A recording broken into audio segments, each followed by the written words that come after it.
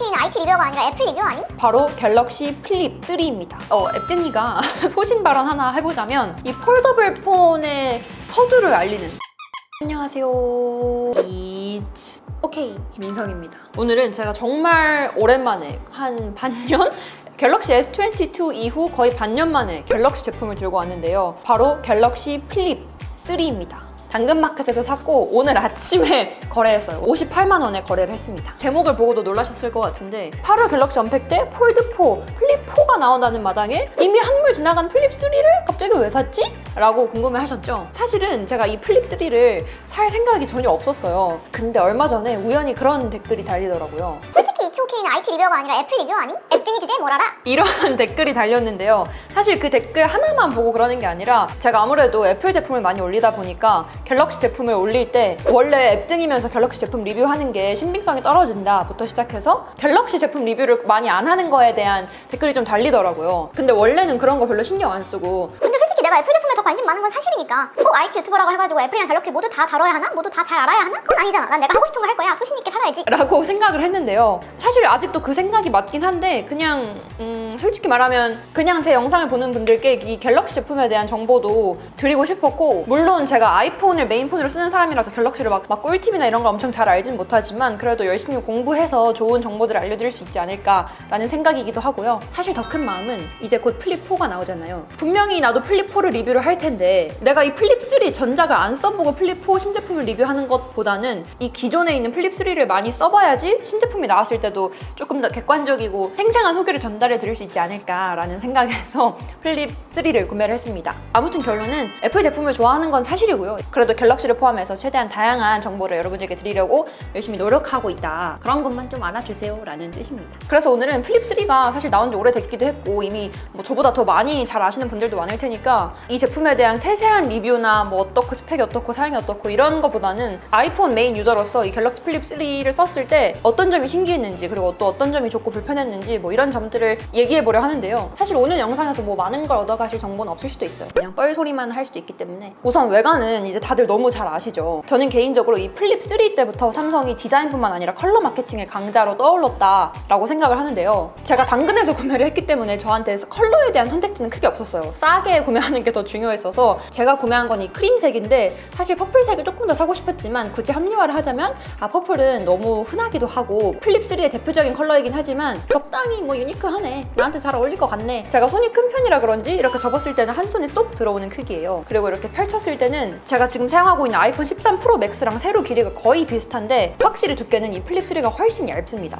참고로 플립3 이렇게 전체 펼쳤을 때는 6.7인치입니다. 그리고 무엇보다 저는 여기 측면 전원 버튼에 지문 인식이 있는 게 진짜 좋았어요. 그래서 이 공기계 개통하자마자 제일 먼저 했던 게 지문 인식 등록하는 거였는데 아이폰은 아이폰 10 시리즈 때부터 홈 버튼이 없어지면서 자연스럽게 지문 인식도 없어졌거든요. 그래서 아이폰 10 시리즈 이상의 아이폰에서는 지문 인식이 아예 안 되고 다 페이스 아이디만 돼요. 얼굴 인식만 된단 말이죠. 근데 확실히 이 플립3에는 지문 인식이 있으니까 훨씬 직관적이더라고요. 인증서 보안을 해제하거나 뭐 결제하거나 아니면 가장 기본적으로 이 휴대폰 잠금을 해제할 때 이 지문 인식으로 되니까 훨씬 직관적이고 물론 아이폰도 iOS 업데이트가 되면서 마스크 썼을 때 안면 인식을 해제하는 게 업데이트 됐지만 가끔 오류날 때도 있고 얼굴 인식 하려면 매번 이렇게 휴대폰을 들어야 된다는 번거로움도 있거든요. 그리고 플립3 하면 또 빼놓을 수 없는 게 이 닫았을 때 여기 작은 화면, 이 외부 디스플레이잖아요. 외부 디스플레이는 1.9인치로 전작보다 거의 2배 가까이 커졌는데요. 이 외부 디스플레이가 거의 2배 가까이 커지면서 플립, 폴더블 폰의 활용도가 훨씬 올라갔죠. 플립3 하면 다들 이 외부 디스플레이 화면 웃긴 거나 감성적인 거나 자기가 좋아하는 영화 이미지 아니면 가족 사진, 친구 사진 이런 걸로 외부 디스플레이 화면 바꿔놓잖아요. 마동석님이 벽돌 깨트리는 게 있길래 그걸로 설정해뒀어요. 이렇게 옆으로 넘기면 위젯, 음악, 할 일, 타이머 등등 다양한 위젯을 볼 수 있고요. 오른쪽으로 넘기면 알림을 확인할 수 있고 위에서 아래로 내리면 이렇게 화면 밝기 설정이랑 벨소리, 무음 모드를 바꿀 수 있는데 한 번 터치하면 진동, 한 번 더 터치하면 무음 모드, 그리고 다시 터치하면 벨소리 모드로 바뀌어요. 이것도 편하긴 했지만 개인적으로는 이 왼쪽 측면에 아이폰처럼 벨소리 진동 모드를 바로 바꿀 수 있는 물리 버튼이 있었으면 조금 더 직관적이었겠다라는 생각도 합니다. 전 어쩔 수 없는 앱등인가 봐요. 아래에서 위로 스와이프하면 삼성페이가 열립니다. 저는 이 플립3의 전작을 안 써봐서 몰랐는데 플립3부터는 이렇게 접은 상태에서 삼성페이가 활용 가능하게 되면서 훨씬 편해졌다고 하더라고요. 그리고 또 외부 디스플레이 활용도의 끝판왕이라고 할 수 있는 카메라인데요. 홀드 버튼을 2번 누르면 카메라가 켜집니다. 그래서 바로 촬영할 수도 있고 스와이프해서 모드를 변경할 수도 있고요. 사진을 찍을 건지 영상을 찍은 건지 바꿀 수 있고 광각 모드도 바꿀 수 있습니다. 사실 제가 느꼈을 때는 전작까지만 해도 폴더블 폰인데 접어야 해서 오히려 더 불편한 게 많았다면 이번 플립3부터는 이 폴더블 폰의 서두를 알리는, 이제 진짜 폴더블 폰의 시대가 왔다를 알리는 핸드폰이 아닌가 싶은데, 특히 이 외부 디스플레이가 더 커지고 활용도가 높아짐으로써 접음으로써 가능해지는 게 좀 더 많아지니까 확실히 사람들이 더 좋아하는 것 같아요. 그리고 또 카메라도 언급 안 할 수가 없는데요. 이 카메라도 폴더블 폰의 장점을 잘 살리면 정말 다양하게 촬영할 수 있더라고요. 이거는 금손이신 분들 보니까 뭐 여행 갈 때 드론샷 찍는 법부터 해서 이렇게 접어놓고 브이로그 찍을 때도 쓸 수 있고 단체샷 찍을 때 쓸 수 있고 정말 다양하게 쓰시던데, 무엇보다 제가 가장 좋았던 거는 일단 이렇게 접어서 촬영할 수 있는 거. 제가 옛날에 캐논 빅시아 미니라고 브이로그 하시는 분들을 한 번쯤 접하셨을 만한 그 브이로그로 유명한 카메라가 있어요. 그게 어디든 책상에 두고 각도를 마음대로 조절할 수 있고 엄청 광각으로 나와서 브이로그 하시는 분들이 좋아하시는 카메라거든요. 근데 기존에 아이폰처럼 이렇게 일체형 핸드폰 같은 경우에는 이걸로 브이로그나 영상을 촬영하려면 이게 바닥에 이렇게 서 있을 순 없으니까 각도 조절도 해야 되니까 어쩔 수 없이 거치대 이런 게 꼭 필요했어요. 근데 플립3는 이렇게 각도 조절이 되니까 뭔가 브이로그 찍거나 먹방, 내가 먹는 모습 찍거나 스스로 셀프 카메라 영상 찍을 때도 훨씬 편하더라고요. 그리고 또 제가 가장 좋았던 게 이 외부 디스플레이를 활용한 카메라인데요. 여행 가거나 이제 핫플레이스에서 친구들한테 사진 찍어달라고 할 때 이제 또 사진 좀 잘 못 찍는 친구들이 이렇게 대두샷을 찍는다거나 아래에서 위로 엄청 얼굴 커브 찍는다거나 하면 좀 짜증이 나잖아요? 그럴 때 이 외부 디스플레이를 통해서 내가 지금 어떻게 찍히고 있는지 보이기 때문에 조금만 더 옆으로 가봐, 아니면 야 좀 더 오른쪽에서 찍어줘, 뭐 이런 식으로 얘기할 수도 있고, 이제 아이유님 같은 경우는 후면 카메라로 셀카 찍기로 유명하잖아요. 후면 카메라로 찍었는데 어떻게 그 얼굴일 수 있지? 이렇게 후면 카메라로 셀카 스스로 모습 찍을 때도 화면에 내가 어떻게 나오는지 보이니까 분명히 후면 카메라인데 마치 전면 카메라를 쓰는 것 같은 느낌? 그 다음에는 이제 폴더블 폰, 접힘으로써 좋은 기능들이 많았는데요. 플렉스 모드라고 해서 반 접어서 거치대로 사용하거나 화면의 상하단을 분리할 수 있어요.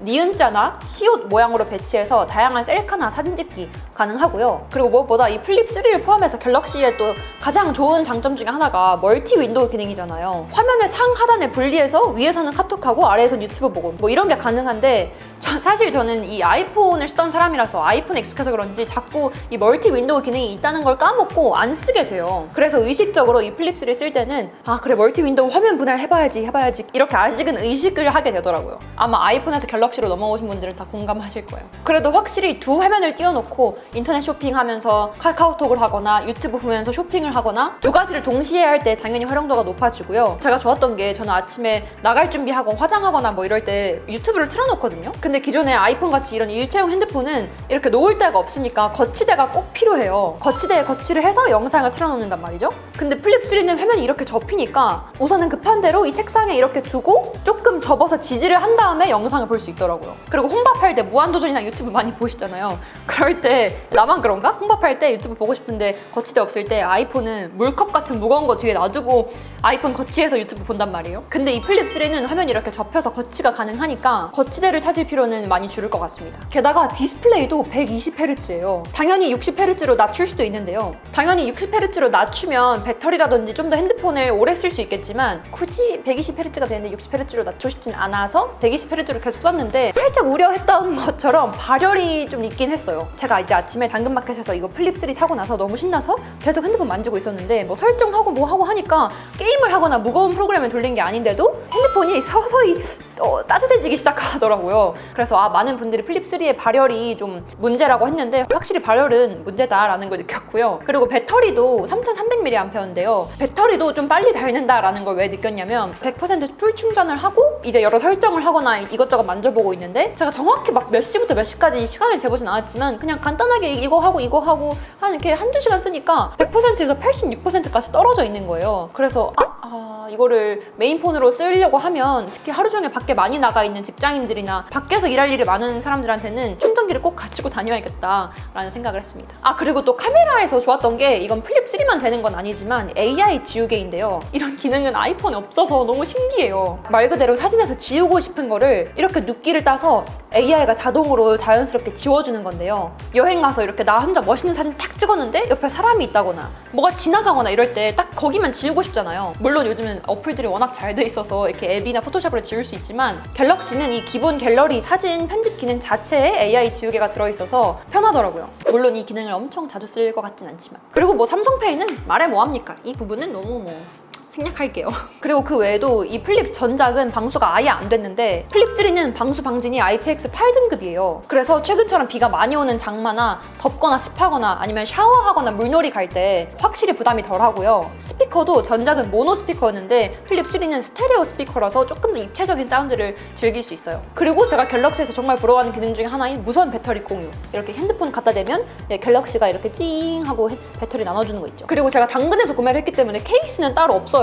플립 3도 이제 케이스 엄청 예쁜 거 많이 나왔잖아요. 노티드, 우영미, 포켓몬 너무 예쁜 케이스들이 많으니까 아 나도 되게 예쁜 케이스로 혼구해야지 해서 케이스티파이 같은 이런 케이스 찾아보는 데 들어가 봤는데 케이스티파이가 7만 원으로 비싸더라고요? 라는 생각이어서 케이스는 아직 못 샀지만 자, 그래서 이 플립 3 사실 아직도 분명히 아 이거 지금 살까 말까? 아이폰에서 갈아탈까 말까? 아 곧 있으면 플립 4 나온다는데 어떡하지? 고민하시는 분들 많을 거예요. 개인적으로 앱등이가 소신 발언 하나 해보자면 이제 갤럭시 언팩 행사도 공식적으로 8월 10일인가에 한다고 초대장이 왔잖아요. 플립 4의 출시가 정말 임박한 건 사실인데 디자인적으로나 스펙적으로나 막 엄청나게 달라지진 않을 거라고 생각해요. 사실 아이폰도 똑같잖아요. 아이폰도 아이폰 12에서 아이폰 13이 디자인도 거의 비슷하고 스펙이나 성능 사양 이런 게 당연히 향상되긴 했지만 엄청난 차이가 있고 그렇진 않거든요. 그래서 플립 시리즈를 구매하시는 분들은 당연히 뭐 여유가 된다거나 좀 더 기다릴 수 있다 그러면 플립 4 사셔도 되겠지만 이 플립이 가지고 있는 폴더블 폰에 있는 기능을 충분히 다 누리고 싶다 하시는 분들은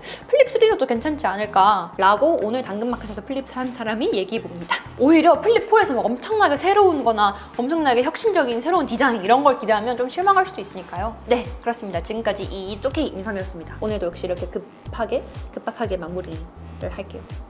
안녕.